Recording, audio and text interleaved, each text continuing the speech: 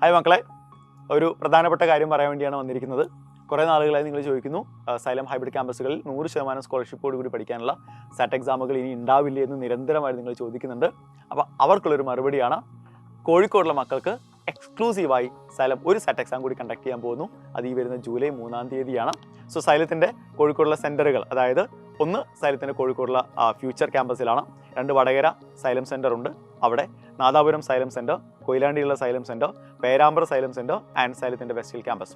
ഇത്രയും സെൻറ്ററുകൾ വെച്ച് ജൂലൈ 3-ന് കോഴിക്കോട്ടുകാർക്ക് വേണ്ടി മാത്രമായി നമ്മളൊരു സാറ്റ് എക്സാം സംഘടിപ്പിക്കുന്നു. അപ്പോൾ സമയം വളരെ കുറവാണ്.